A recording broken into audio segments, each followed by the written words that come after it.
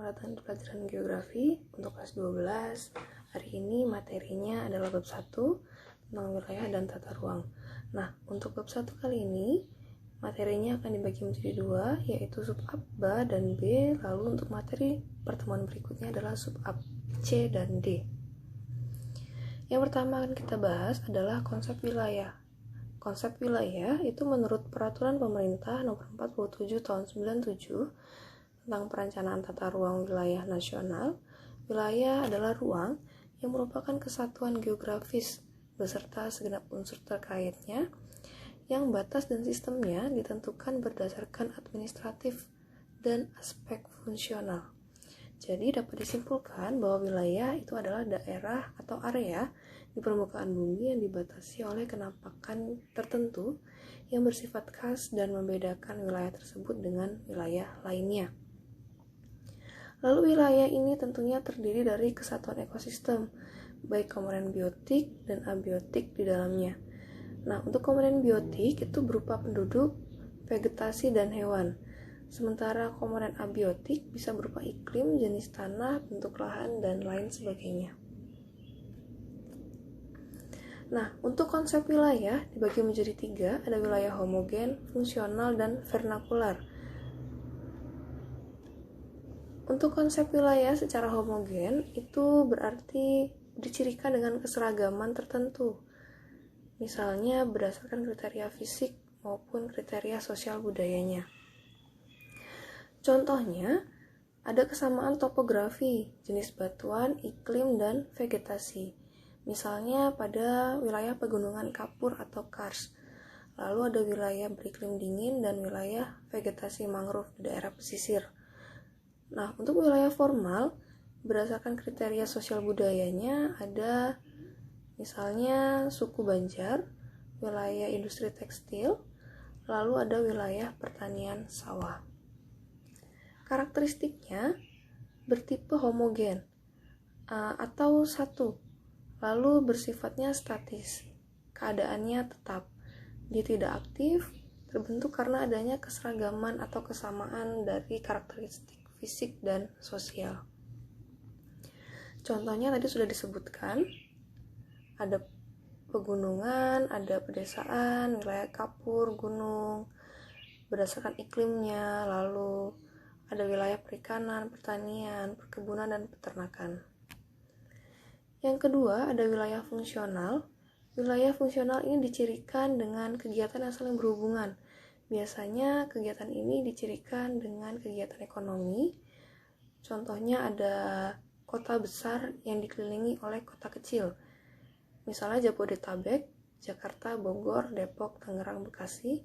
Dan secara fisik memang berbeda atau heterogen. Namun fungsinya sama untuk memenuhi kebutuhan hidup di setiap wilayah atau ekonominya. Memiliki karakteristik yaitu tipenya hegeronitas atau berbeda-beda, sifatnya dinamis, bisa berubah, aktif, terbentuk karena adanya kesamaan kenampakan, merupakan sebuah wilayah yang difungsikan. Ciri-cirinya ada arus barang, gagasan, dan manusia. Gagasan ini bisa berupa jasa juga, lalu memiliki pusat kegiatan yang berhubungan dengan wilayah sekitarnya. Tadi contohnya Jakarta, sebagai pusatnya wilayah sekitarnya adalah Depok, Bogor, Tangerang, dan Bekasi. Lalu yang ketiga, menjadi pusat pertemuan arus barang secara terorganisasi. Yang keempat, ada jaringan jalan tempat berlangsungnya tukar-menukar. Lalu yang ketiga, ada wilayah vernakular.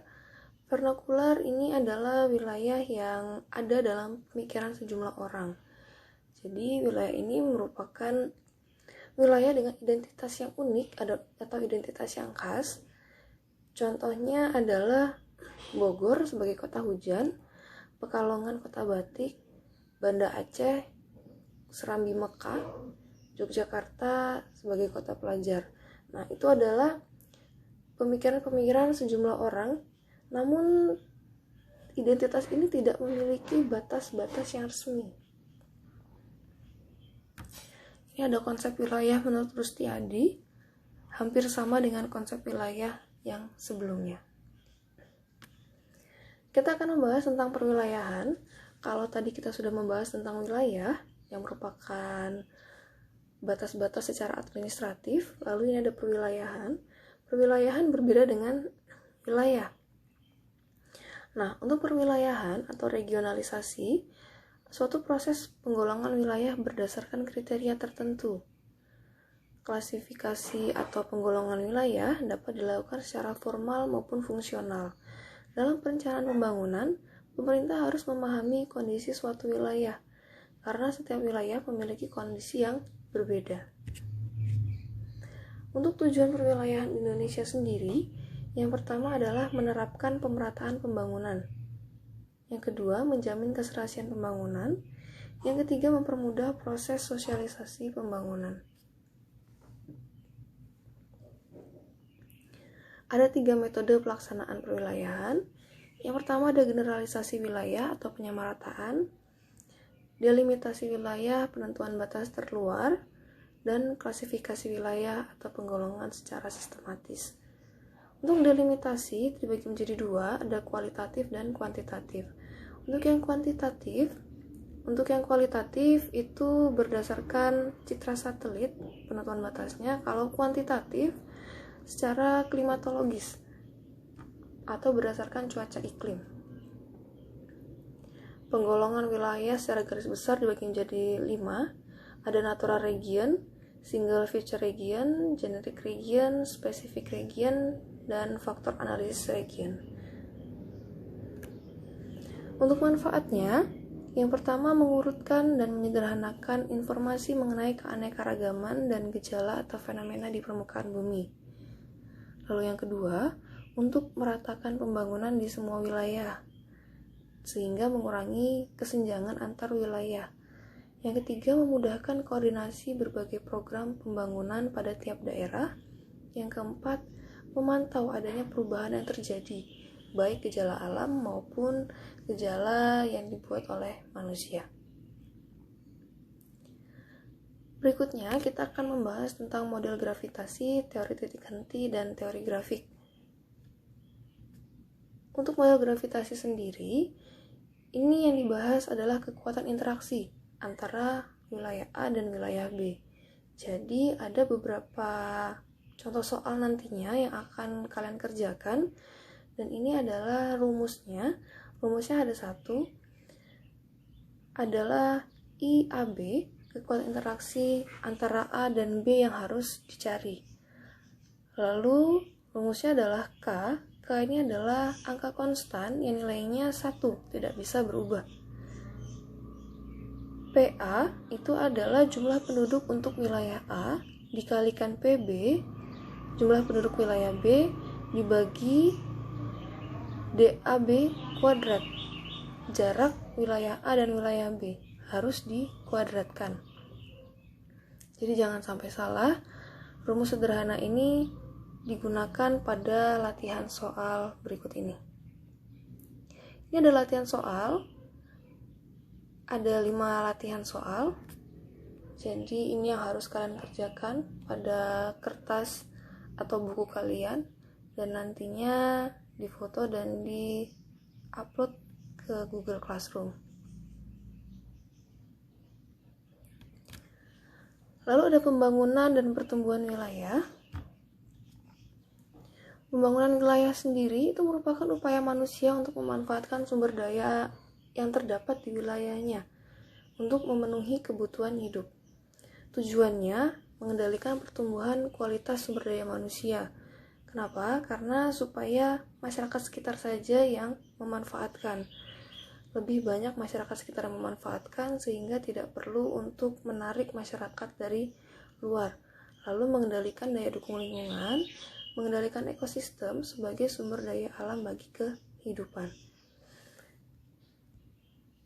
Faktor penentu perkembangan pembangunan wilayah, diantaranya ada besarnya kesempatan kerja, basis pembangunan daerah, aset lokasi, dan sumber daya pengetahuan.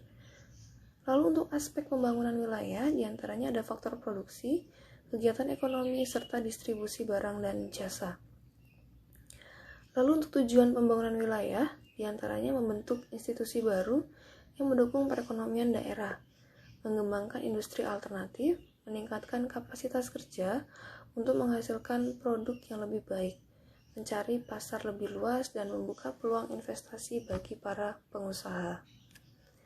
Ada 7 wilayah pembangunan di Indonesia. Ketujuhnya itu adalah Papua, Kepulauan Maluku, Nusa Tenggara, Sulawesi, Kalimantan, Jawa, Bali, serta Sumatera. Untuk pertumbuhan wilayah, merupakan laju pertumbuhan ekonomi suatu wilayah dalam kurun waktu tertentu.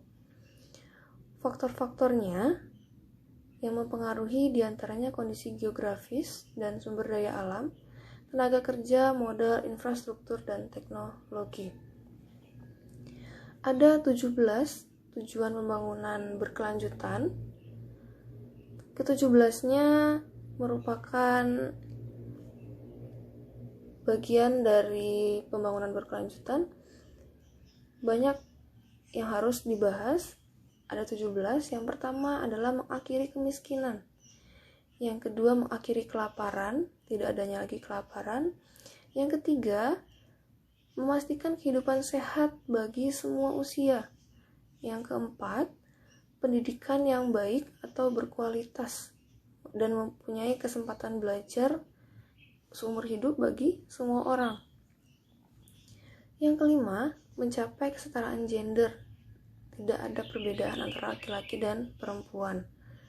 Yang keenam, memastikan ketersediaan air bersih dan sanitasi yang baik bagi semua.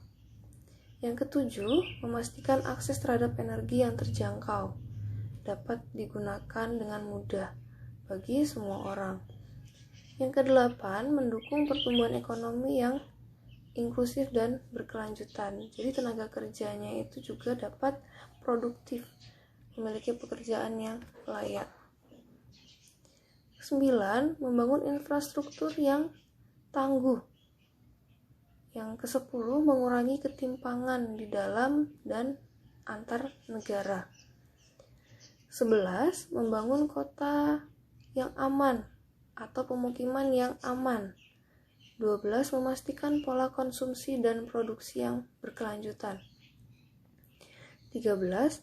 Mengambil aksi jika ada perubahan iklim untuk memerangi perubahan iklim serta dampaknya. 14. Memanfaatkan secara berkelanjutan sumber daya laut, samudera, dan maritim untuk pembangunan berkelanjutan. 15. Melindungi, memulihkan, dan mendukung penggunaan berkelanjutan terhadap ekosistem daratan. Mengelola hutan secara berkelanjutan. Nomor 16.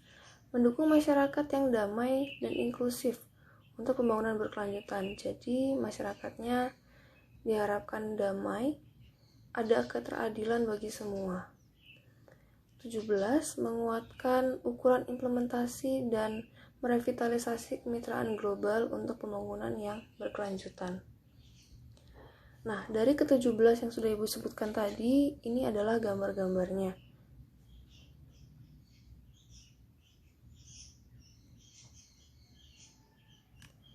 Untuk pertumbuhan wilayah sendiri, teori pertumbuhan wilayah fokus pada aspek ruangan pertumbuhan dan distribusi pendapatan wilayah. Untuk faktor pengaruhnya, itu ada kondisi geografis dan SDA, tenaga kerja, modal, infrastruktur, dan teknologi. Lalu ada pusat pertumbuhan. Pusat pertumbuhan adalah suatu wilayah atau kawasan yang pertumbuhan pembangunannya sangat pesat jika dibandingkan dengan wilayah lain. Misalnya tadi pusat pertumbuhan ada di kota Jakarta, wilayah sekitarnya adalah Depok, Tangerang, dan Bekasi. Nah, itu adalah daerah-daerah sekitarnya dari daerah pusat pertumbuhan. Ciri-cirinya ada keterkaitan antara berbagai kegiatan ekonomi. Ada unsur yang saling berkaitan pada sektor pembangunan. Ada daya tarik secara geografis, mendorong pertumbuhan daerah sekitarnya. Lalu pengaruh pusat pertumbuhan menjadi pusat sumber daya alam dan sumber daya manusia, mengordinasi sumber daya yang tersebar di sekitarnya, menjadi inti pengembangan sumber daya yang ada di sekitarnya, peningkatan pendapatan per kapita, menyediakan fasilitas ekonomi seperti pasar, pabrik, dan bank, menyediakan lapangan pekerjaan, memungkinkan terjadinya akulturasi dan asimilasi budaya, menyebabkan terjadinya pergeseran nilai-nilai sosial. Nah, berikut ini adalah wilayah pusat pertumbuhan di Indonesia. Tidak hanya Jakarta, tapi seluruh wilayah di Indonesia dari Sumatera, Jawa, Kalimantan, Sulawesi, hingga Papua. Nah, untuk yang A, ada keterangan jika kalian lihat ada huruf A dengan lingkaran hitam, itu adalah wilayah pembangunan yang utama. Lalu untuk yang I dengan garis putus-putus, lingkaran dengan garis putus-putus, itu adalah wilayah pembangunannya. Jadi bisa kalian lihat daerah mana saja yang menjadi pengembangan utama dan wilayah mana saja yang menjadi wilayah pengembangan. Sekian materi yang dapat Ibu sampaikan. Jika ada yang belum jelas, boleh ditanyakan pada kolom komentar.